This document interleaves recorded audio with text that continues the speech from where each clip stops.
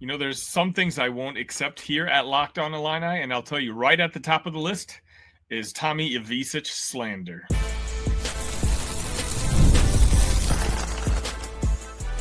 You are Locked On Illini, your daily podcast on the Illinois Fighting Illini. Part of the Locked On Podcast Network, your team every day. Welcome one, welcome all to another edition of Locked On Illini. Thank y'all so much for making us your first listen each and every day. My name is Sonny Verma, your host here at Locked On, where again, every single day, even on the weekends, you're going to get at least 10 to 30 minutes of content about your beloved. I ask for nothing in return. Everything you watch and hear is absolutely free. But if you are feeling generous, I wouldn't mind you hitting that like button and making sure you're subscribed to the channel. Today, I'm not very happy. In fact, I'm very floored at the moment. You see, on Tuesday, the Big Ten announced their 2025-2026 preseason All Big Ten team, and somehow our guy, Tomislav Ivisic, Illinois' 7-foot anchor, a potential NBA prospect, and one of the most impactful stretch bigs in the entire country, well, he's not on the list. Let's start there, because I looked at this list and literally said out loud, wait, hold on.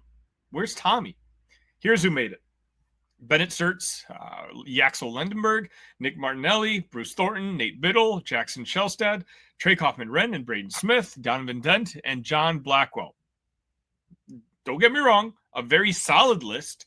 All of those should be very good players, but there was no Tommy Ivisic. In fact, there was no Illini altogether.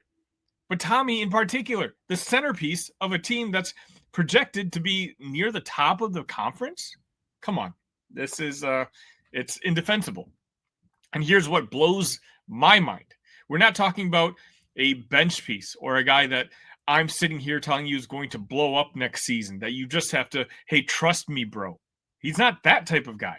We're talking about a proven two-way centerpiece who's already shown he's got elite skill at the Big Ten level.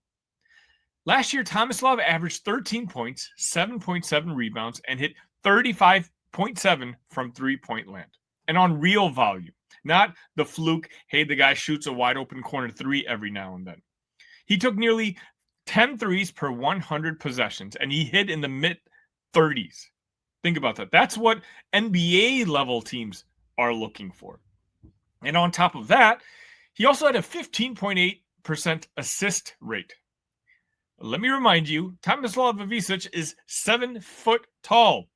Absolutely absurd. You know how rare that is, especially in college basketball? That's the kind of passing feel that lets you run an offense through your center. The fact that he did all this while battling an ankle injury, while he was battling a sickness, and he still produced this efficiently, makes this omission even crazier. Let's break it down for a second. Visich isn't just a big who can shoot. He's one of the few centers who actually changes the geometry on the floor. Because when your five is firing threes at that volume and hitting them, defenders have to chase him out of the paint. That opens up back cuts, short rolls, skip passes. It bends the defense. And Brad Underwood's staff realized this last season and empowered him to play to his strengths. Half his shots came from deep, but by design, because it made everyone around him together. He's not a ball stopper. He runs dribble handoffs, makes pocket passes, finds cutters. He doesn't just space, he facilitates space. And late in the season, he was arguably our best player. Over his final 7 games, he shot almost 40% from three, then followed that up with an NCAA tournament game against Kentucky, where he had 19 points, 5 threes, 4 blocks, and 3 assists. That game alone should have put the league on notice.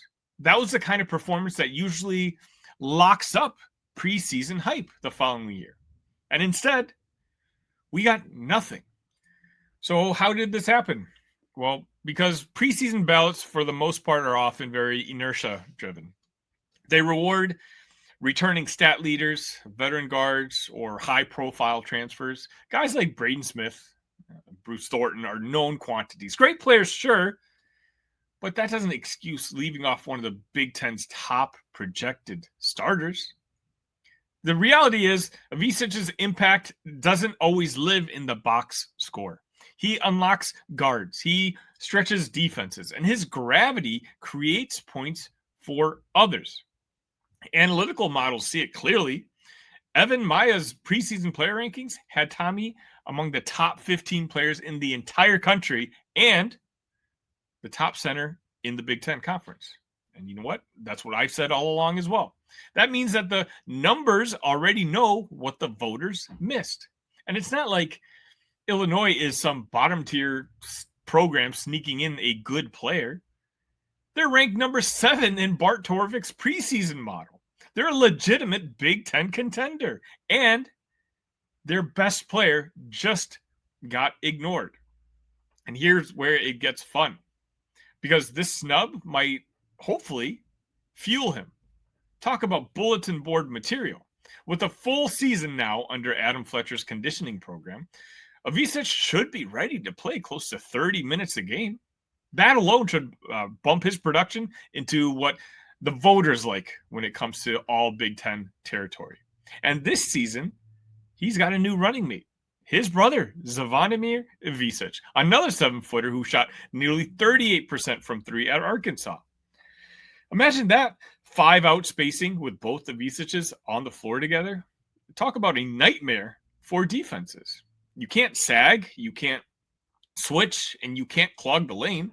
Every action, a pick and roll, high-low, becomes unguardable. And Illinois has the guards now. We've talked about Kylan Boswell, Mihailo Petrovic, to take advantage of those reads. So the ecosystem around Tomislav, I really think is going to make him even better this year. And if he can just hold steady at the 35 to 37% from 3, and maybe he adds a couple more free throws per game, he can easily clear the 15-9 or maybe even 17-10 on a team that's projected to be in the top 4 in the Big Ten Conference. And if that doesn't get you all Big Ten status, what does? Let's be real. Some of these preseason picks are based on reputation. But when you talk about NBA-ready skills, spacing, decision-making, passing, positional size, Tomislav checks every box that some of the guys on the list don't. So what does Tommy need to do so that when March comes around and he's considered as an all Big Ten center, he's got to up his free throw rate, get those free points, play a little bit more physical offensively, and most importantly, he's also got to stay consistent defensively. He doesn't need highlight blocks. He's not that type of player. Just solid positioning and rebounding. Let's get it, try to get as close to maybe double figures as possible. But also, let's maintain that three-point volume. I feel like that's what kind of separates him from all the other guys who he's going to be matched up against. Stay aggressive even when the defenses adjust. Do that, and this whole snub becomes the perfect end-of-season redemption arc. The Big Ten, they absolutely got this one wrong. I can't even say that they played it safe. It seems like they just played with, or they went with seniority, and they completely ignored the analytics, the tape, and the trajectory. Tomislav Ivisic isn't one of the best bigs in the Big Ten Conference. Guys, Tommy is one of the best bigs in the country. And come March, when Illinois is in the title race and Ivisic is anchoring a top 20 offense, I think we're all going to look back at the preseason, look at those responsible, and laugh. Because make no mistake about it, this is going to be the year everyone recognizes and maybe more importantly, respects who Tomislav Ivisic is. You guys agree with me? Let me know if you think Tommy got snubbed. Do you think Kylan Boswell got snubbed? Maybe you guys think Andrei Stojakovic got snubbed or somebody else. Braden Smith was the preseason player of the year. Not too surprising. Third straight year for a Purdue player between Zach Edey and then the last 2 years, Braden Smith. Let me know what you think of the list.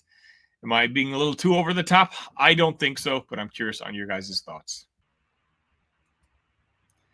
Mazda crafts cars for those who do more than simply move. From footwork to breathwork, athletes sweat all the details. Mazda brings the same intention to how we craft every model. You can make everyday drives feel like anything but, from smooth handling to intuitive controls. With all-wheel drive standard in every crossover SUV, you can drive with confidence through almost any season. Like our players, we sweat every detail because when you make every move count, impossible becomes irrelevant. Mazda, move and be moved.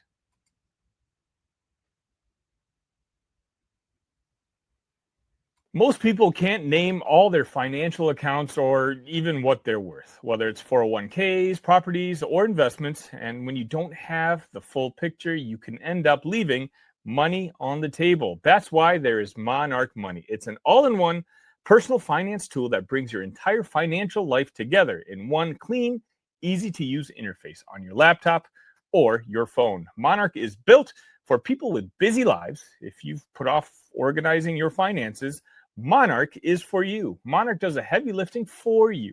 You can link on all your accounts in 1 minute and see clear data vision. Get smart ideas of your spending and finally feel in control of your money without ever touching a spreadsheet. For example, you can identify that you may not be saving as much into your 401k as you need to, especially if retirement is right around the corner. Do not let financial opportunities slip through the cracks. Use code LOCKEDONCollege at monarchmoney.com in your browser for half off your first year. That's 50% off your first year at monarchmoney.com with code LOCKEDONCollege. And welcome back. Sorry about getting all riled up. Let's change the mood slightly a little bit. Obviously, on this show, we spend weeks breaking down film, talking matchups, arguing analytics. Now, let's talk about something a little bit more chill, a little bit more fun. A wooden turtle. That's right. You heard me right.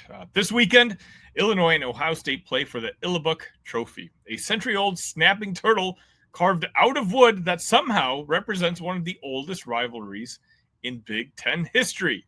If you're new to Illini football or maybe an Ohio State fan wandering in, welcome, by the way, you might be wondering, why a turtle? Well, buckle up because this story is pure college football weirdness in the best way possible. All right, picture this in the roaring 1920s. You're talking flapper dresses, Model Ts, jazz everywhere, and college kids at Illinois and Ohio State trying to figure out how to make a brand new rivalry feel official. Most schools were choosing usual macho stuff. Minnesota and Wisconsin, well, they've got the axe. Michigan State and Penn State battle for a land-grant trophy. And even Michigan and Minnesota, they went with the jug. But Illinois and Ohio State, they looked at all that and said, no, let's go get a reptile. The honor societies from each school, the Altius Sachem in Champaign and the Bucket and Dipper in Columbus, wanted a symbol that represented longevity, something that would live a very long, long time, unlike some of the students pulling all-nighters back then. So they bought an actual live snapping turtle from a Columbus fish store. They named him Illibuck, a mashup of Illini and Buckeyes. He reportedly weighed 16 pounds, had a 2-foot shell, and this part always cracks me up, was described as particularly vicious, which honestly makes sense. If I were a turtle suddenly thrust into a Big Ten football fame, I'd probably have a little bit of an attitude myself. Now, here's where it gets ironic. Illibuck the turtle, the mascot of endurance, didn't make it past year 2. He passed away in 1926, proving that snapping turtles and Midwest road trips don't mix. But instead of ending the tradition, the students decide to keep it alive, literally, by carving a wooden replacement. So for nearly a century, we've had a series of wooden turtles, 10 in total, each one engraved with scores from every Illinois and Ohio State game played during its lifetime. The current version is Illibuck 11. And yes, he still gets passed between schools depending on who wins. And his shell, painted, polished, and marked with the results like a slow-moving history book. Early on, this rivalry had some real theater to it. During halftime, the student societies from both schools would meet at midfield in robes. That's right, robes, and perform a peace pipe ceremony. They'd symbolically share goodwill, puffing from a pipe, with Illibuck sitting nearby like a grumpy referee watching the exchange. It was all pageantry and spirit, pure 1920s college football. That peace pipe part eventually faded away, thankfully, because I can't imagine explaining that halftime to modern day fans. But the transfer of the turtle, well, that, my friends, lives on. Nowadays, you'll see it happening between quarters or post-game. The winning team literally takes custody of the Illibuck until the next meeting. It's college football's friendliest kidnapping. Of course, the Turtles seen just about everything. Upsets, blowouts, snowstorms, you can name it. Illinois dominated this rivalry early. Back in the Red Grange era, Illinois actually owned this rivalry. You see, they won the first Illibuck in 1925, and for a while, Champaign was a nightmare for the Buckeyes. Then came the Buckeye dominance. Ohio State eventually flipped the script and leads the series now 69-34 overall, and 65-24-2 in Illibuck games. But Illinois has still played spoiler plenty of times.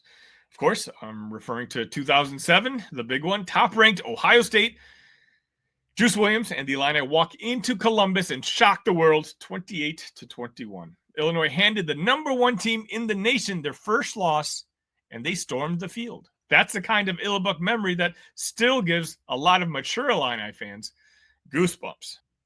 As for the longest streaks, Ohio State won 9 straight at one point. Illinois strung together 5 in a row from 1988 to 1992. And every time that streak changes hands, another little number gets painted into little Illibuck's shell. Part of what makes this rivalry so fun is how, quite honestly, weirdly wholesome this all is. We're talking about a turtle who travels, poses for photos, and has his own caretakers. Each Illibuck gets carried to the field like royalty. Players cradle him during victory laps. The fans take pictures. He even shows up at student events before kickoff week. If you're ever on campus and you see a wooden turtle in a glass case, that's him resting up for Saturday. And the scores on the shell are the best part. Every game gets etched in paint across the back, so you can literally trace the history by reading the shell. The rise, the fall, the eras of dominance. When it fills up, the next turtle is carved. Slow and steady, century after century. So why does this all matter?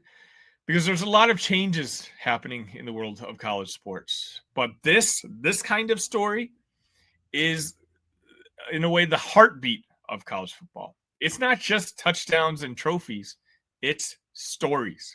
The Illibuck reminds us that rivalries are supposed to be fun, creative, and a little bit odd.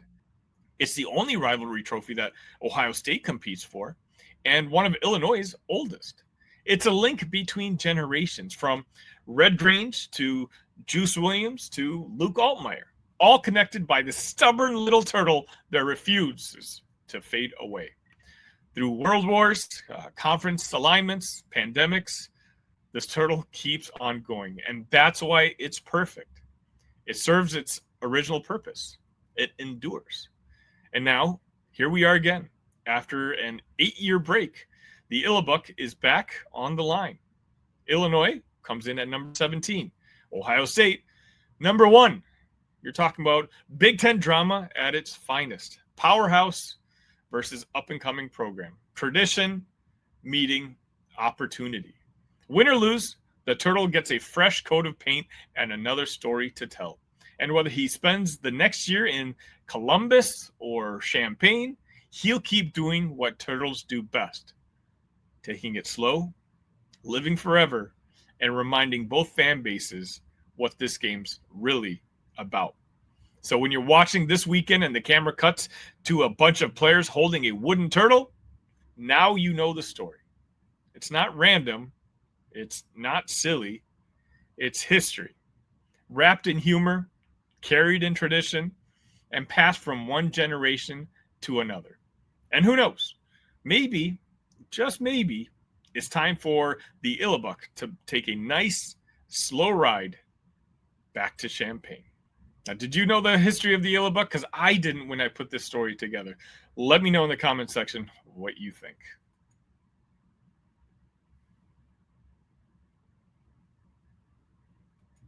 This episode is brought to you by Prize Picks. Every day we make decisions, but on Prize Picks, being right can actually get you paid. Don't miss the excitement of this football season with Prize Picks, where it's good to be right. Playing Prize Picks is such a fun, simple way to add more excitement to football. You just pick more or less on player projections, like Roma Dunze receiving yards or Caleb Williams touchdowns.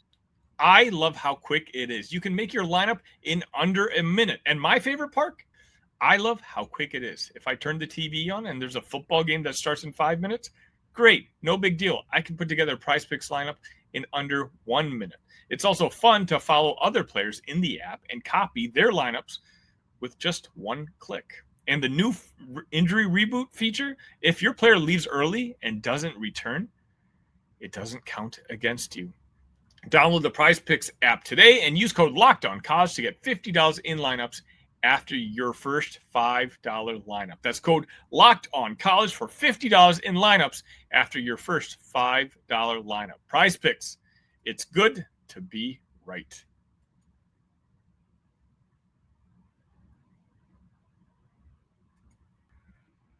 And welcome back. A friendly reminder that this week we have the Big Ten Media Days on Wednesday while you're watching this, or maybe after, depending on what the timing is. The women's basketball team, Shauna Green, will be there with a couple of players. And on Thursday, Brad Underwood, Tomislav Ivisic, and Colin Boswell are going to be there. I'll be at the Rosemont, hopefully, trying to sneak in a question or two. If you have a question that you want answered, I've offered this up to the Talk Illini Discord. The link should be in the description if you guys are interested in joining the biggest Illini community that I've put together. But I'll leave it out for you guys as well. Leave a comment with the question that you want me to ask. If I think it's something I can squeeze in, if it's something that I think is relatable, I absolutely will. Again, I say all the time, this is my show, but it's just as much your guys' show. You guys can help me in the direction of what I'm talking about. So, where else can you get that sort of opportunity?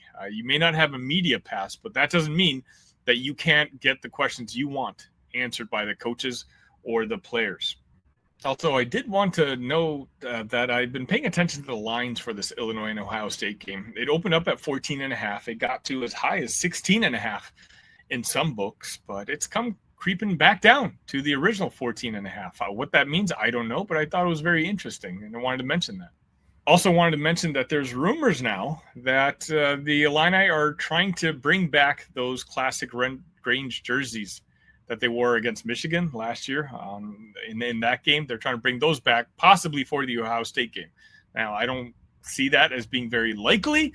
I think it makes more sense with the fact that Saturday is going to be an orange out. By the way, if you're going to the game, remember, it's an orange out. Wear as much orange as you possibly can. I think they'll probably go with the traditional all-orange look. And speaking of Saturday's game, Juice Williams had been invited to the game. So he's going to be there. Again, he was a quarterback in 2007 when Illinois upset then #1 Ohio State. So hopefully Juice Williams can bring those positive vibes to Champaign this Saturday, and we can replicate what that fun Illini team did way back then. And that's going to wrap it up for this edition of Locked On. It's another big moment on Locked On. College football fans, Locked On and Fire TV present College Football Kickoff, your ultimate college football weekly preview. Drake Toll of Locked On Big 12 leads the conversation alongside two-time AP Coach of the Year Gary Patterson, former college star Jesse Holley, and Locked On's local college experts. A college football preview only Locked On can do. Catch college football kickoff every Thursday throughout the season only on Fire TV. Best of luck to the Chicago Cubs, who will be playing Game 3 on Wednesday. Hopefully, they can extend the series. Until next time, again, I'll be at Big Ten Media Days. Make sure you let me know what questions you want in the comments. Until next time, ILL. Love you guys.